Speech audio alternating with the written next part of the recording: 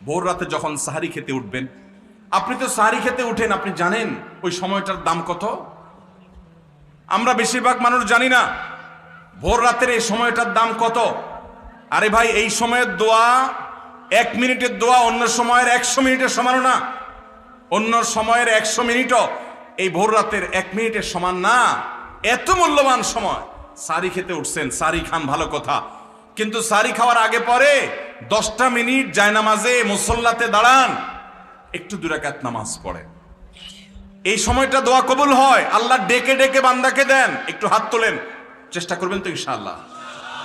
আপনার বাসার এক কোনায় চলে যাবেন, একটু আলো আধারিতে চলে যাবেন, সেখানে গিয়ে বসে আল্লাহর কাছে একটু কথা বলবেন। সেজদা চলে যাবেন, সেজদা গিয়ে আল্লাহর সাথে একটু মন খুলে কথা বলবেন। আল্লাহ, আমি অনেক গুনাহ করেছি, আল্লাহ আমি অনেক পাপিষ্ঠ। শুনেছি আপনার রাসূল জানিয়েছেন যে এই মাসে নাকি আপনি অনেক পাপিষ্ঠকে মাফ করে দিবেন।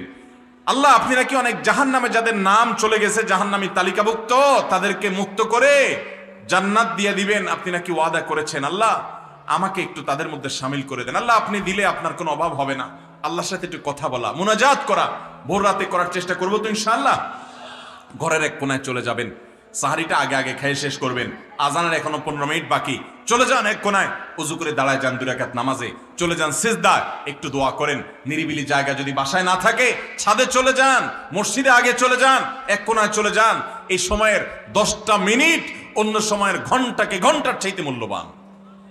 চেষ্টা করবো তো ইনশাআল্লাহ। ভাইরা আমার,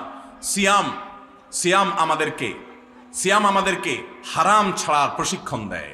সিয়াম আমাদেরকে বলে তোমার যা মনে চায় তা করতে পারবা না। অনেক অবৈধ কাজ করার সুযোগ আসে, তোমার মনেও চায়, কিন্তু করা যাবে না।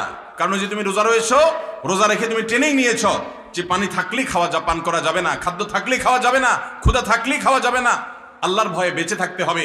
এই বিষয়টাকে সামগ্রিক জীবনে অ্যাপ্লাই যেন করি, সেই শিক্ষাটাই রমজানের রোজা আমাদেরকে দেয়। আল্লাহ আমাদেরকে সেই শিক্ষা গ্রহণ করার তৌফিক দান করুন। ভাইরা আমার, রোজাকে যদি আপনি এক কথায় বুঝতে চান, এক কথায় যদি বলি রোজা কি, তাহলে আপনি বলতে পারেন রোজা বলা হয় সবরের নাম। রোজা কিসের নাম ভাই? সবরের নাম।